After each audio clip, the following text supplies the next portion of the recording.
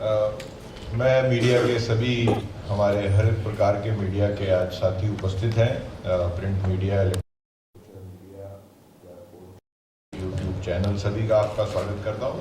मैं एक संक्षिप्त प्रस्तुतिकरण करने जा रहा हूं जिसमें जो विगत 2 वर्ष में विभाग द्वारा जो विभिन्न प्रमुख काम किए गए उसका ब्यौरा है। उसके बाद माननीय मंत्री जी का उद्बोधन होगा और फिर कुछ क्वेश्चंस हम लोग लेंगे। प्रस्तुतिकरण में कृपया अगला स्लाइड देंगे। ये एक स्नैपशॉट है कि विभिन्न प्रकार के जो कार्य किए गए हैं उसके बारे में युक्तियुक्तकरण, पदोन्नति, शिक्षक भर्ती और जो आगे की हमारी कार्य योजना है, कंप्यूटर बेस्ड टेस्टिंग, पाठ्य पुस्तक, बहुभाषाई शिक्षा। इसमें सबसे पहले जो युक्तियुक्तकरण के बारे में मैं बताना चाहूँगा। नेक्स्ट, इसमें बहुत सारे हमारे ऐसे विद्यालय थे जो कि शिक्षक विहीन थे और साथ ही साथ कई ऐसे विद्यालय थे जिसमें शिक्षक थे और छात्र या तो नहीं थे या बहुत कम थे। तो एक अभियान के तौर पे युक्तियुक्तकरण का कार्य किया गया।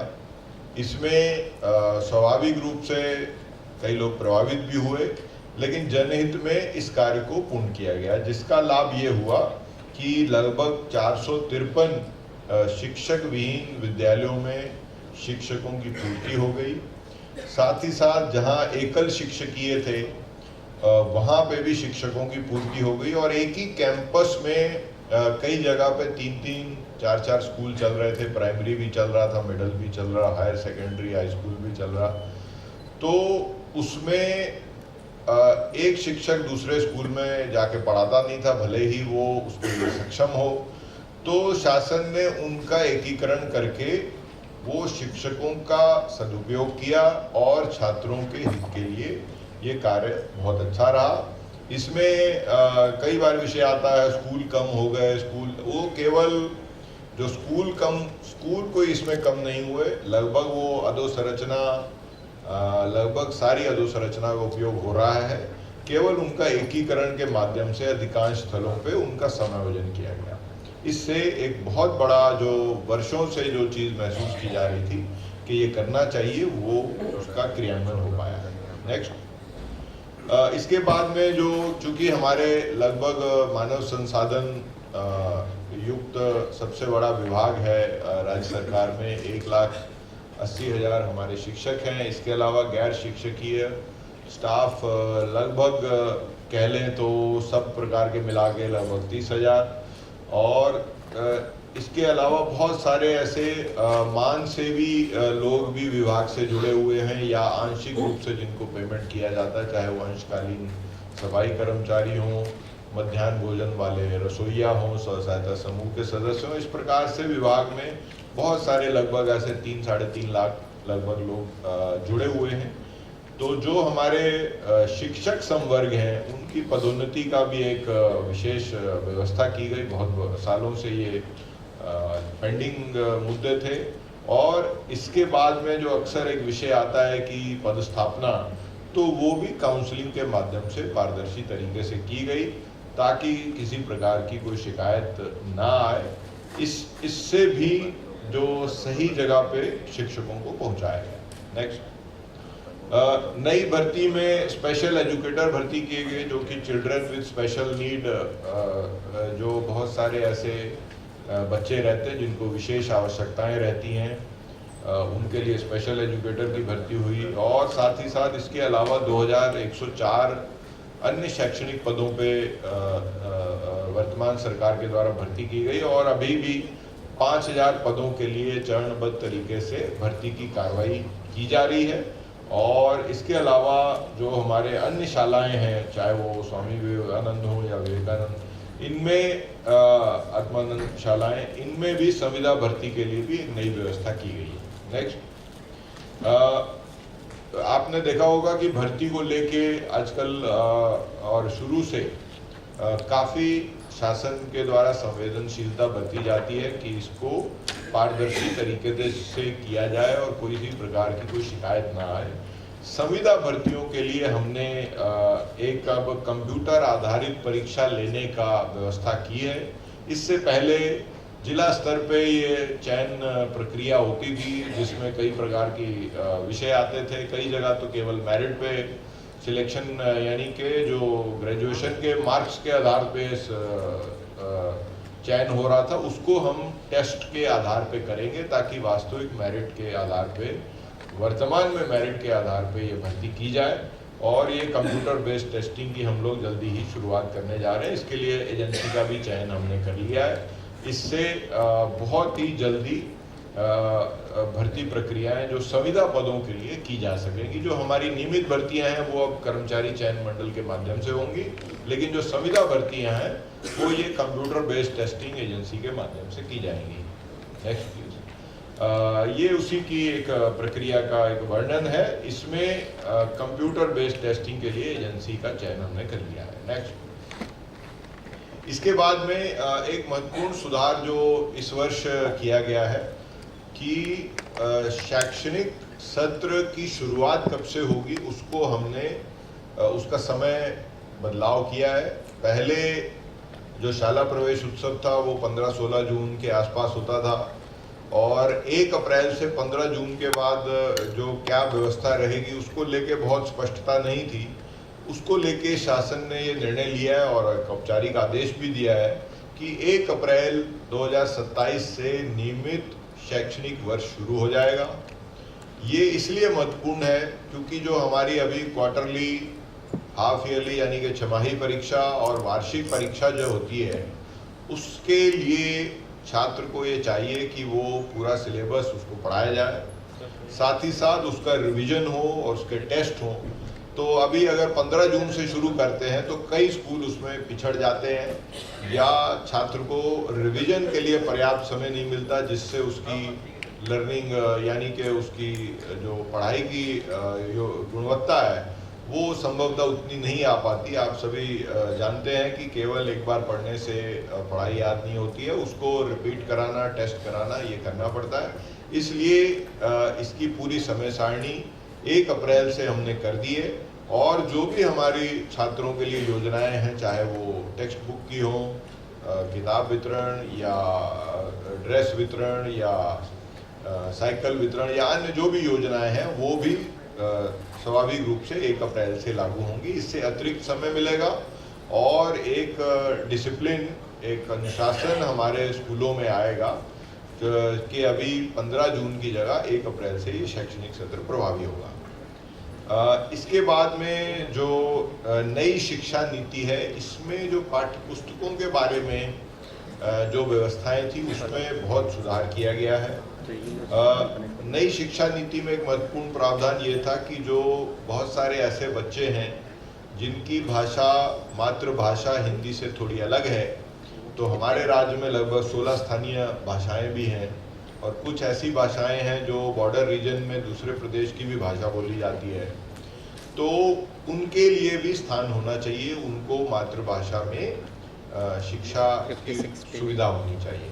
तो उसके लिए भी हमने कार्य किया है और बहुत सारी ऐसी स्थानीय भाषाओं में पाठ्य पुस्तकों का और सहायक शैक्षणिक सामग्री का इस्तेमाल प्रारंभ किया है, उसको छपा के। और बस्तर में क्लास 1 और 2 में गोंडी और हल्बी के लिए द्वि भाषाई, यानी कि एक ही पुस्तक में एक साइड में पन्ने में हिंदी और दूसरे में स्थानीय भाषा देवनागरी लिपि में, उसको भी छपाई करा के उनको वितरण किया गया है, ताकि ये उनको जो मातृभाषा और उसके जो शब्द हैं वो उनके भाषा डेवलपमेंट में बने रहें और उनका उससे बौद्धिक और अन्य विकास हो सके। साथ ही साथ जो करिकुलम है उसको भी हम लोग स्टैंडर्डाइज कर रहे हैं, यानी कि जो क्योंकि जैसे साइंस है या मैथ्स है, विज्ञान और गणित के विषय हैं, ये इनमें कोई भाषा का बहुत बड़ा उतना महत्वपूर्ण रोल नहीं होता, तो ये भाषा न्यूट्रल होते हैं। तो इनके लिए जो राष्ट्रीय जो हमारे एनसीईआरटी की किताबें हैं उनको हम धीरे धीरे अनुकूलित करके छत्तीसगढ़ में लागू कर रहे हैं और वो इस वर्ष भी वो कार्यक्रम जारी रहेगा।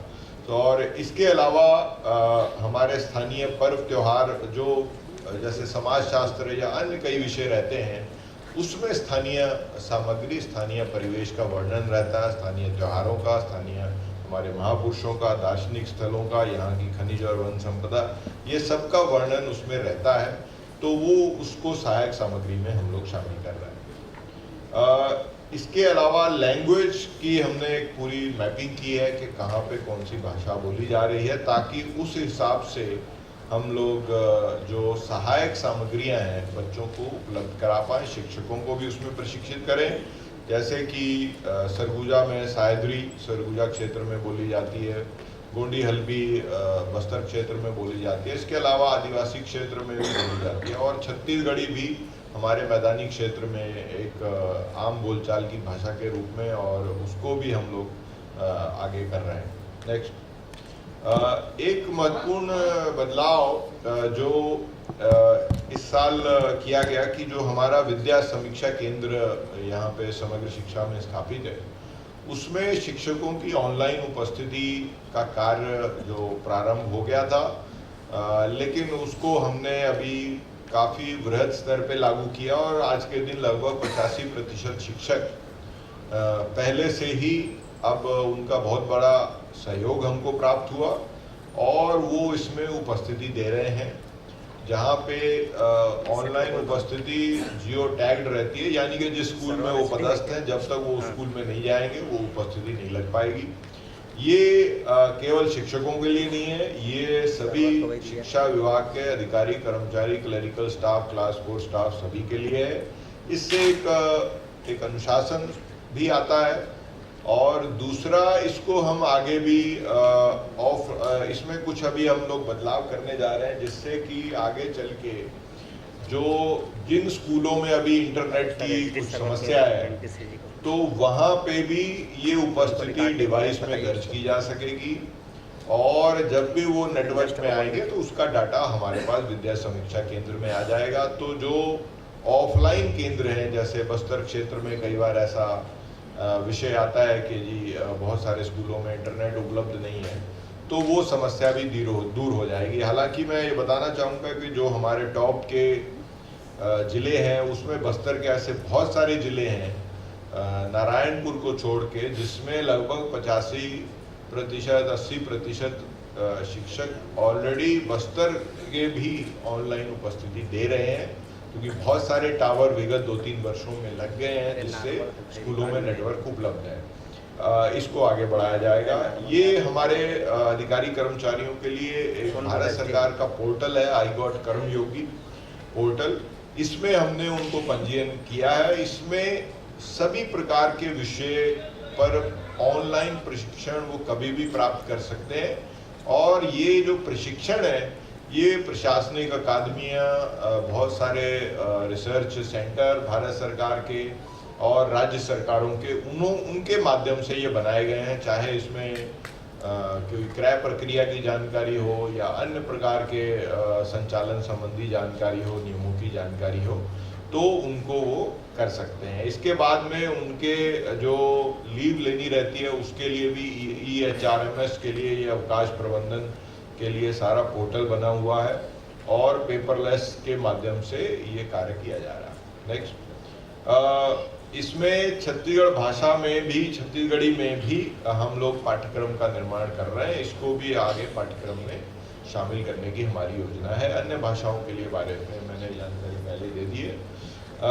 जो हमारी निःशुल्क जो छात्रों को विभिन्न प्रकार की सामग्रियां उपलब्ध करा रहे हैं, निःशुल्क पाठ्य पुस्तक, ये सभी जगह ये पाठ्य पुस्तक जो छत्तीसगढ़ बोर्ड की वो वितरित हो चुकी है।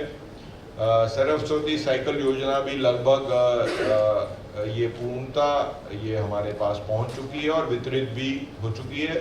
निःशुल्क गणवेश केवल एक जिले में कुछ हद तक एक सेट शेष है, वो भी हमको प्राप्त हो गया है। ये हथकरघा विभाग के माध्यम से हमको प्राप्त होता है। ये भी संभवतः 2-4 दिन में ये भी वितरित 100% हो जाएगा। तो ये तीनों जो छात्रों के लिए महत्वपूर्ण जो हम लोग निःशुल्क वितरण की योजनाएं चलाते हैं, ये पूर्णता की ओर है।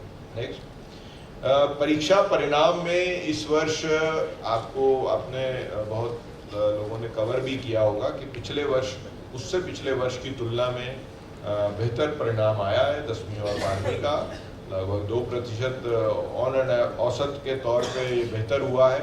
और माननीय मंत्री जी के मार्गदर्शन में ये उपलब्धि विभाग द्वारा दर्ज की गई। इसके लिए बहुत स्तर पे जिलों पे जाके समीक्षा और पालकों को भी प्रोत्साहित करना और अन्य कार्य पूरे वर्ष भर संचालित किए गए, जिसके ये परिणाम आया। नेक्स्ट, भवन निर्माण और जो अधोसंरचना है उसमें अक्सर कई बार ये विषय आते हैं कि ये स्कूल का बिल्डिंग अच्छा नहीं है, या उसके लिए भी हम लोग लगातार प्रयास कर रहे हैं। विगत 3 वर्ष में 504 नवीन विद्यालय भवन, 700 लगभग ये भवन विद्यालय के लिए प्रावधान, 2,500 अतिरिक्त कक्ष और शौचालय लगभग 52 करोड़ 39 लाख के शौचालय निर्माण, ये राशियां स्वीकृत की गई हैं। इसके अलावा एजुकेशन सिटी का भी प्रावधान है। समग्र शिक्षा के अंतर्गत भी 30 प्राथमिक और 11 उच्च प्राथमिक शाला भवन स्वीकृत हैं। अतिरिक्त कक्ष में भी समग्र के अंतर्गत 450 कक्ष, और इसके लिए राशि भी जारी की गई है। इसमें भवन में मैं एक बताना चाहूँगा, अभी जो 1 जुलाई से वीबी जी राम जी जो योजना है, विकसित भारत जी राम जी योजना, तो उसमें भी माननीय मुख्यमंत्री जी ने भी आह्वान किया है और सभी कलेक्टरों को ये बोला है कि जो शाला अधोसंरचना है उसके निर्माण को प्राथमिकता दी जाए, चूंकि वो स्थानीय स्तर की योजना है और वहाँ पे त्वरित रूप से उसका निराकरण किया जा सकता है। और हमारे लगभग जितने भी स्कूल हैं उसमें जितने भी प्रकार की अधोसंरचना है, चाहे वो पूरा स्कूल ही क्यों ना हो, या अतिरिक्त कक्ष हो, लैब हो, खेल मैदान हो, उसका अहाता निर्माण हो, या अन्य कोई भी कार्य हो, ये सारा कार्य, या बाहर शेड निर्माण का काम हो, ये सारा काम वीबी जी राम जी के अंतर्गत किया जा सकता है। चूंकि वो बहुत बड़ी योजना है, सालाना उसमें लगभग 6,000 करोड़ का प्रावधान है, तो उसमें हमें ये उम्मीद है कि ये अधोसंरचना के बहुत सारे काम स्थानीय स्तर पे प्राथमिकता के कारण वो हो जाएंगे और 1 साल के अंदर काफ़ी स्थिति सुधर जाएगी। तो उसका भी हम लोग अंतर विभागीय उसका पत्र भी जारी किए और उनसे पंचायत ग्रामीण विकास विभाग से सहयोग ले रहे हैं। ये हमारी नई योजना है, स्वामी विवेकानंद उत्कृष्ट विद्यालय योजना। इसमें हर ब्लॉक में एक विद्यालय को उत्कृष्ट विद्यालय हर प्रकार से, चाहे वो अधोसंरचना हो, मानव संसाधन हो, स्मार्ट क्लास, ICT लैब, हर प्रकार का उसमें व्यवस्था करने के लिए ये प्रावधान किया गया है। इसको जल्दी ही हम लोग प्रारंभ करने वाले हैं। नेक्स्ट, AI के बारे में अभी भविष्य की बहुत सारी कार्य योजनाएं लोग पूछ भी रहे हैं कि आप किस प्रकार से इस्तेमाल करेंगे। इसकी जो हमारी कार्य योजना है, इसके बारे में मैं बताना चाहूँगा कि इसके बारे में जल्दी ही हम लोग एक AI का कॉन्फ्रेंस आयोजित करने वाले हैं, शिक्षा विभाग, जिसमें हम भारत की और कुछ कह लें विश्व की जो सबसे आगे बड़ी कंपनियों को बुलाएंगे, और साथ ही साथ हमारे शिक्षक, हमारे प्राचार्य, हेडमास्टर, उनको भी बुलाएंगे, विभाग के भी अधिकारी रहेंगे, और उनसे हम, क्योंकि ये AI फील्ड बहुत ही उभरता हुआ फील्ड है, इसमें आज अगर कुछ स्थिति है तो 2-3 महीने में स्थिति बिल्कुल ही बदल जाती है, कुछ नया प्रोडक्ट आ जाता है। तो हम उनको बुला के उनसे प्रेजेंटेशंस करवाएंगे कि उनके पास जो हमारी समस्याएं हैं, चाहे वो शिक्षक की कमी हो, शिक्षक की क्षमता बढ़ाने का विषय हो, बच्चों का टेस्ट या रिवीजन कराने का विषय हो, किस प्रकार से शिक्षकों का काम आसान किया जा सकता है, किस प्रकार से सुपरविजन मॉनिटरिंग का काम किया जा सकता है, बहुत सारा डेटा हमारे पास है, उसका एनालिसिस कैसे किया जा सकता है। तो इस पे हम लोग उनसे सुझाव और प्रेजेंटेशन लेंगे, और हमारे शिक्षक उस प्रेजेंटेशन को देख के उसमें जो करने योग्य जो टेक्नोलॉजी होगी, जो जिसका इस्तेमाल विभाग में किया जा सकेगा, उसको फिर हम अडॉप्ट करने का प्रयास करेंगे। और इसको लगभग हम प्रयास करेंगे कि हमारे शिक्षा गुणवत्ता बढ़ाने में AI का जैसा भी इस्तेमाल किया जा सकेगा, जैसा भी इस्तेमाल संभव होगा, उसको हम लोग करने का प्रयास करेंगे। पीछे लेकिन IT का जो अन्य उपयोग हम लोग कर रहे हैं, उसमें जैसे कि पाठ्य पुस्तक वितरणों में भी पहले जो शिकायतें आती थी कि वितरित नहीं हुई, या किसी अपात्र जगह पे वो किताबें पाई गई, तो अब बारकोड आधारित, यानी कि वो बारकोड आधारित, यानी कि उसकी पूरी ट्रेसिंग होती है कि वो डिपो से लेके किस स्कूल तक जाके वो वितरित हुई, तो आगे उसका ट्रेसेबिलिटी रहता है। इसको हम लोग पूरा ट्रैक कर रहे हैं। और अन्य कामों में भी, जैसे मैंने बताया, विद्या समीक्षा केंद्र में भी हम लोग ऑलरेडी आईटी का उपयोग करके शिक्षकों की ऑनलाइन उपस्थिति ले रहे हैं, और साथ ही साथ आगे एआई के लिए भी हमारे बहुत सारी हमारी कार्य योजना है। नेक्स्ट, नियर निलानार योजना आप सभी जानते हैं कि नक्सल प्रभावित क्षेत्रों के लिए सैचुरेशन के लिए योजना है। इसमें जो विभाग ये कार्य कर रहा है कि ऐसे क्षेत्र जहां पहले नक्सल प्रभाव के कारण स्कूल बंद हो गए या उनको दूसरी जगह शिफ्ट करना पड़ा, अभी वर्तमान की स्थिति में उसमें कितने स्कूल हम दोबारा खोल सकते हैं। जैसे कि 36 नवीन विद्यालय उसमें हाल ही में बीजापुर में शिफ्ट हुए हैं, जहां पे वो पहले चला करते थे। नक्सल जो ये नक्सल प्रभाव के बाद वो बंद हो गए थे, दूसरी जगह नहीं चल पाए थे। तो ऐसे हम लोग छूटे हुए क्षेत्र को टारगेट कर रहे हैं। उसकी भी कार्य योजना बन रही है कि धीरे धीरे जो भी इस वर्ष उसका पूरा सर्वे कर लिया जाए कि कौन सा ऐसा क्षेत्र है जहाँ पे स्कूलों की आवश्यकता है लेकिन वो नक्सल प्रभाव से नहीं चल पाए थे, और जिनको अब शुरू करना संभव है, और उन सभी स्थलों पे हम लोग प्रयास करेंगे। इसके अलावा कोटा केबिन के लिए भी हम लोग और उसको आवासीय पीएम विद्यालय के तौर पे करेंगे। और चूंकि वहाँ पे स्कूल तत्काल आवश्यक है, तो वहाँ शिक्षा दूत के माध्यम से स्थानीय शिक्षक, क्योंकि बहुत सारे दूर दराज क्षेत्र के भी उसमें स्थल हैं, तो वो व्यवस्था कराई जा रही है। नेक्स्ट, इसके अलावा दो जो अन्य घटक हैं हमारे समग्र शिक्षा के साथ में, प्रधानमंत्री जनमन योजना, जो कि पीवीटीजी, जो अति पिछड़े जनजाति के बच्चों के लिए आवासीय छात्रावास है, उसका निर्माण किया जा रहा है। और ये ट्राइबल डिपार्टमेंट के साथ मिलकर ये योजना चलाई जाती है। इसी प्रकार धरती आबा, जो कि जनजाति बहुल राज्य के लिए विशेष रूप से अधोसंरचना, उसमें भी छात्रावासों का निर्माण किया जा रहा है। नेक्स्ट, इसके अलावा सांस्कृतिक तौर से भी बच्चों को सुदृढ़ करने के लिए मंत्रोच्चार पे पहल की गई है। सैटरडे में बैगलेस डे, अर्थात एक दिन बच्चों को उनके चौमुखी विकास के लिए, शारीरिक और अन्य व्यायाम इत्यादि के लिए भी हम लोग, और साथ ही साथ हमारे जो महापुरुषों को जीवनी से भी उनको वाकिफ कराने के लिए शनिवार को हमने ये दिन तय किया। इसको हम थोड़ा और रिवाइज करेंगे आगे भविष्य में। बहुत सारे यहाँ पे चूँकि निजी विद्यालय भी इस पूरी व्यवस्था का एक अंग है, शैक्षणिक व्यवस्था का अंग है, जिसको रेगुलेट किया जाता है।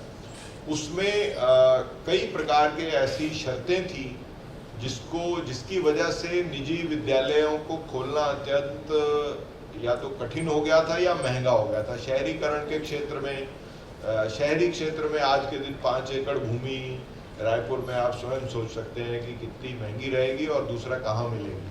तो इसको भी हमने बहुत सरल किया है। और साथ ही साथ खेल मैदान के लिए ये भी व्यवस्था की है कि यदि स्कूल में खेल मैदान नहीं है तो आसपास के जो चाहे वो नगरीय निकाय, वहाँ से अनुमति लेके उसको वो खेल मैदान के तौर पे उपयोग कर सकते हैं, ताकि जो वर्टिकल ग्रोथ हमारे शहरों में हो रही है, जो जैसे दिल्ली, मुंबई जैसे बड़े शहरों में मल्टी स्टोरी स्कूल भी बन रहे हैं, तो धीरे धीरे हमें भी अपने बड़े शहरों में ऐसे स्कूलों की ओर बढ़ना पड़ेगा, अन्यथा निजी शिक्षा बहुत महंगी हो सकती है। तो ये डीरेगुलेशन का काम भी राज्य सरकार द्वारा हाल ही में लगभग 2-3 महीने पहले किया गया।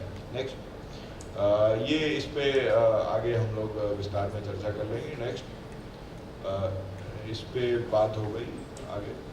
आगे आप सभी को जो हाल ही में विभाग द्वारा विभिन्न कार्य किए जा रहे हैं उसकी मैंने सूचना दी। मैं माननीय मंत्री जी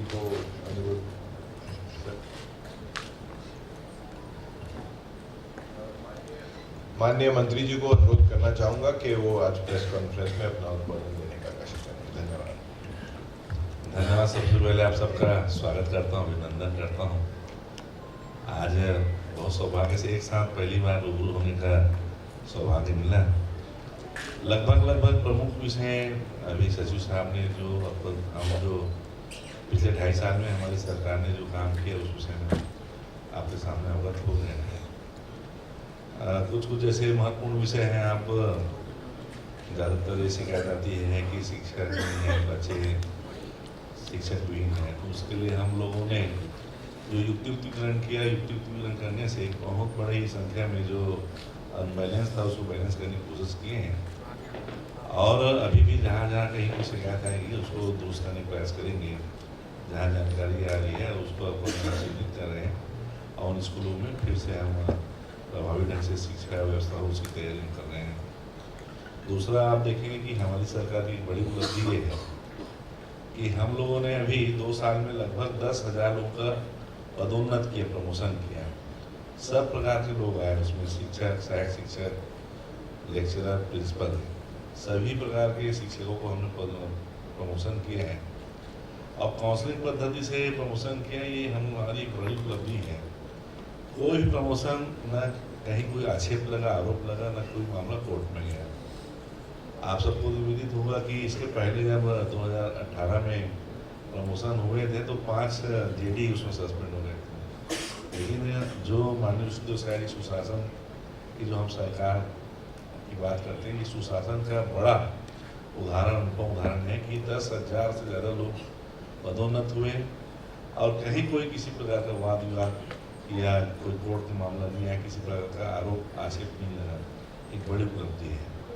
तीसरा, अभी जो हम बड़ा काम करने जा रहे हैं, शिक्षक भर्ती कर रहे हैं, 5,000 अलग अलग स्तर पे हम शिक्षक भर्ती लेंगे, प्रक्रियाधीन है। उसके अलावा पहली बार छत्तीसगढ़ में स्कूल एजुकेशन में CBT के माध्यम से एग्जाम होंगे। आप सबको ध्यान में है कि पहले आत्मानंद में भर्तियाँ होती थी। शुरू में ऐसा आरोप लगता था, समाचार पत्रों से हम पढ़ते थे कि शिक्षा विभाग का बाबू है, अपने परिवार के लोगों को नौकरी लगा दिया, कोई अपने रिश्तेदारों को नौकरी लगा दिया, कोई किस चहेतों को लगा दिया। बाद में जब परसेंटेज बेस पे हुआ तो परसेंटेज में भी शिकायत है कि कहीं निजी विश्वविद्यालय से, कोई राजस्थान से, कोई किसी स्टेट से निजी विश्वविद्यालय का प्रमाण पत्र लेके आके परसेंट पे 90 to 93% लेके आके लोग नौकरी लग जाते थे। तो उसमें भी कहीं ना कहीं स्तर गुणवत्ता की बात आती थी। तो हमने इस बार ऐसा किया कि एक निजी कंपनी को हमने हायर किया है और निजी कंपनी CBT के माध्यम से एग्जाम लेगा। पूरी तरह से पारदर्शिता रहेगी, कोई लीकेज का प्रश्न नहीं है और 1 सप्ताह के अंदर पूरी भर्ती प्रक्रिया हम कर देंगे। तो ये सुशासन, पारदर्शिता ये भी एक बड़ा उदाहरण हो सकता है कि पूरे देश में पहली बार स्कूलों में अगर कोई शिक्षक भर्ती होगी तो CBT के माध्यम से हम भर्ती कर रहे हैं। अभी शिक्षा व्यवस्था के साथ साथ हम लोग लोगों में शिक्षक संस्कार भी हो, उसको भी हमने चिंतन किया। संस्कार में अब राष्ट्रगीत होगा, राष्ट्रगान होगा, 3 मंत्र, चूँकि दीप मंत्र है, सरस्वती मंत्र है, गुरु मंत्र है, ये 3 मंत्रों का व्याख्यान बच्चे करें। साथ ही साथ जब भोजन के समय भोजन के प्रति एकात्मता रहे, सम्मान रहे, उसको ध्यान में रख के बच्चों के अंदर संस्कार के लिए भोजन मंत्र को किया। शाम को स्कूल छुट्टी के समय राजगीत को अनिवार्य किया। राजगीत के साथ साथ गायत्री मंत्र और गायत्री मंत्र के साथ शांति पाठ बच्चे करें। ऐसे संस्कार के लिए मंत्रों की व्यवस्था में किया जाए ताकि उनके अंदर में एक संस्कार, विचार और एक पॉजिटिव एनर्जी बच्चों के अंदर है, आसपास का वातावरण बहुत अच्छा रहे, उसको हमने लागू किया। सैटरडे को जो अभी आपके सामने बताया कि बैकलेस डे हम कर रहे हैं। बैकलेस डे में जितने हमारे महापुरुष हैं, हमने लगभग प्रदेश के, देश के जो प्रमुख महापुरुष हैं, 30 के आसपास महापुरुषों का एक कैलेंडर हमने सारे जिलों को जारी किया है। उस कैलेंडर में हर महीने जिस महापुरुष का जन्म हो उसका वाचन होगा। स्कूलों में उस जिस महीने में पर्व होगा, स्थानीय पर्व होगा, त्यौहार होगा, वो त्यौहार को सांकेतिक रूप से मनाया जाएगा, उसके बारे में उनको बताया जाएगा। लोकल खेलों को प्रोत्साहित करेंगे। और साथ ही साथ मैं बताना चाह रहा हूँ कि आने वाले समय में जो रानी लक्ष्मीबाई आत्मरक्षा जो दल गठन की बात जो माननीय प्रधानमंत्री जी ने की है, हम लोग आने वाले समय में हमारे स्कूल में पढ़ने वाले सभी बच्चों को एनसीसी के जो माध्यम से और जो हमारे जो सेना के पूर्व अधिकारी के माध्यम से उन बच्चों को आत्म सुरक्षा का भी प्रशिक्षण हम आने वाले समय में सरकार करेंगे।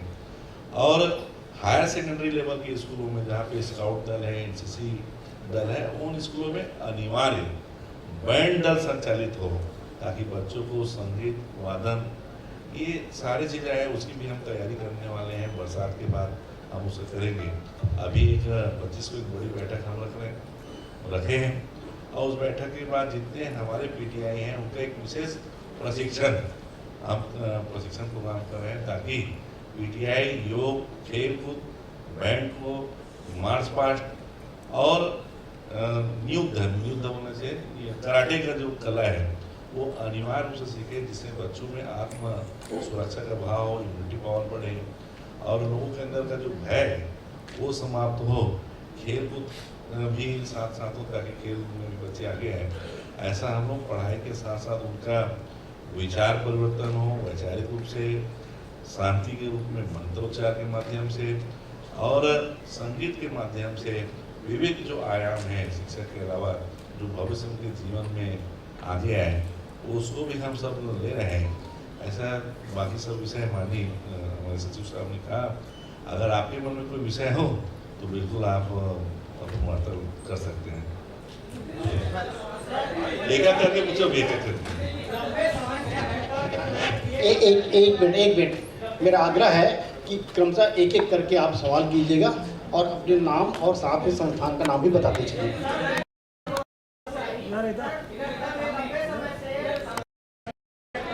एक बोलो ना भाई, एक बोलो। हाँ, आप बोलो। माइक दो भाई को।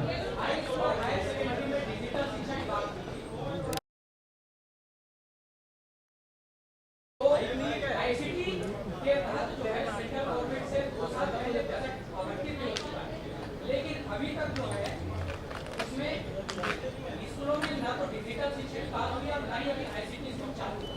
क्या बच्चे आने वाले साल डिजिटल शिक्षा से वंचित रहेंगे या वो कब तक होगा इस बारे में? वो उसका प्रक्रिया चल रहा है, टेंडर प्रक्रिया चल रहा है। हमने टारगेट किया है दिसंबर तक सारे स्कूलों में आईसीटी लैब लागू हो जाए, बन जाए। उसकी हम तैयारी कर रहे हैं, क्योंकि बीच में युद्ध की स्थिति आई तो सामग्री में दिक्कत था, बहुत सामान का रेट बढ़ गया था उस कारण। लेकिन हम लोग तैयारी आईसीटी लैब का काम चालू हो जाए।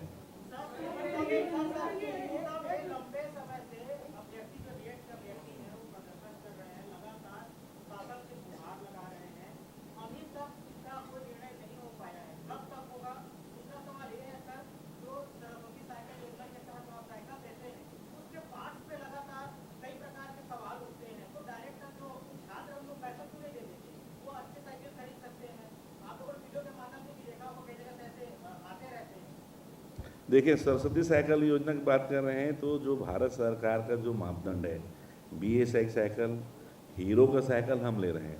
उसमें समस्या आ रही है कि साइकिल बन के आता है हरियाणा से, पानीपत से, और स्कूल में आता है और सारे जगह DO को निर्देश दिया गया है, एक कमेटी बनाए है, कहीं किसी कमेटी पर चेक करें, चेक करने के बाद बच्चों को वितरण करें।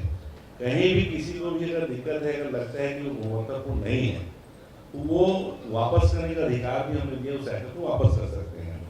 साइकिल के गुणवत्ता में गिरावट की कमी नहीं है, सिर्फ जो इतने लंबे दूर से वो जब ट्रेवल करके आते हैं तो कहीं ना कहीं आप समझते हैं कोई नया चीज़ कंपनी से आया है तो उसको यहाँ कसा के इनको देना चाहिए। हमने अभी अब चूंकि आधा साइकिल बढ़ गया, कई बार ऐसा होता है अतिथि इंतजार करते करते वो साइकिल बाहर खड़ी रहती है, हवा ऑटोमेटिक खुल जाता है, कई पार्ट्स उसके कमज़ोर हो जाते हैं। आने वाले समय में हम उसके मॉनिटरिंग के लिए टीम रखेंगे जो कंपनी से डिस्पैच होके स्कूल के वितरण तक, जिस हम एक निश्चित डेट फिक्स करेंगे कि स्कूल में जिलों में कंपनी जिस दिन साइकिल आए उसके 2 दिन के अंदर सारे जगह वो वितरण हो जाए, ताकि साइकिल खड़े खड़े खराब ना हो। और वितरण के पहले स्थानीय लेवल पे उसको कसावट के लिए मैकेनिक ब्लॉक पहले उसको कुसा के हवा और पूरा मशीन से भर के हम वितरण करें, ऐसा एक प्लान कर रहे हैं।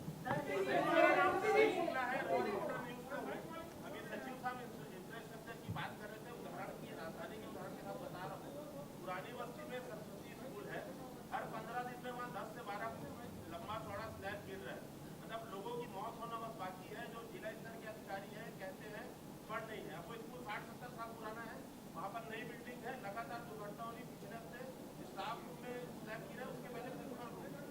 खबरों को बंद कर दिया गया। अभी ये स्कूल हो गई सर 60 साल पुरानी।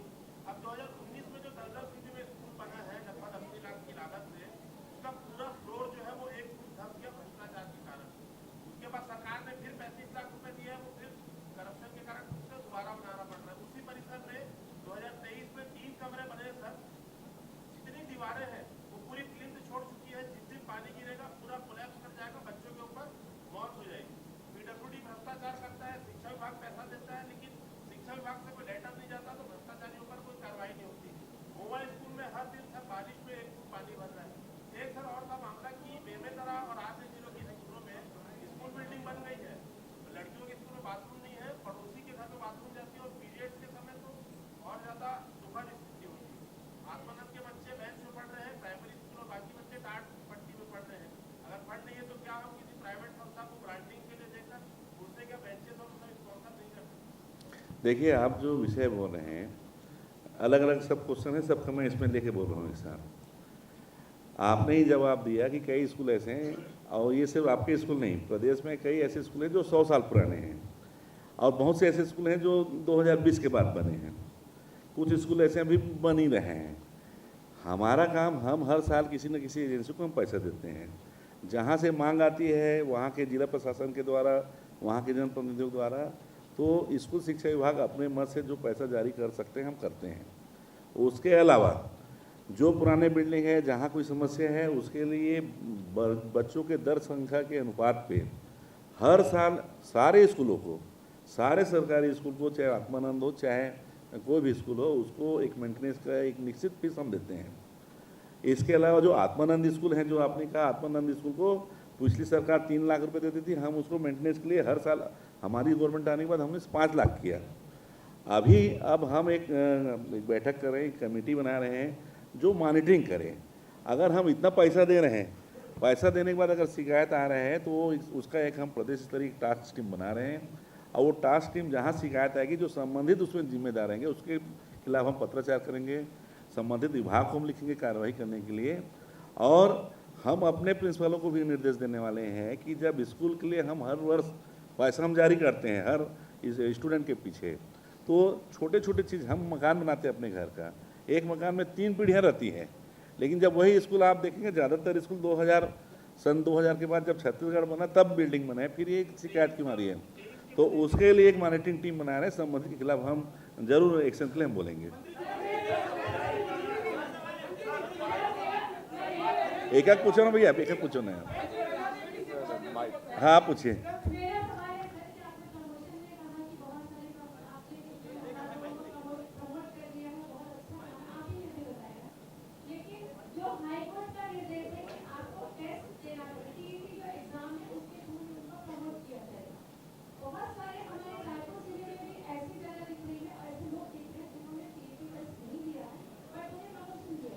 देखिए, टीटी का माननीय सुप्रीम कोर्ट का निर्णय अभी आया है। आप जो प्रमोशन है 1 साल पुराने हमने प्रमोशन किया, और दूसरा अभी टीटी के लिए सहायक शिक्षक और शिक्षकों के लिए प्रमोशन की बात अभी शासन ने की, और अभी हम जो प्रमोशन कर रहे हैं जिसमें टीटी अभी वो अनिवार्य नहीं किए हैं, हम विषयवार व्याख्याता इनका हम प्रमोशन कर रहे हैं, और सुप्रीम कोर्ट का निर्णय के पहले हमने प्रमोशन कर दिया। आने वाले समय में जो भी प्रमोशन होगा, जो माननीय सुप्रीम कोर्ट का गाइडलाइन है उसके अकॉर्डिंग ही हम प्रमोशन करेंगे। पाठ्य पुस्तक निगम सारे जिलों में बुक पहुंचा चुके हैं।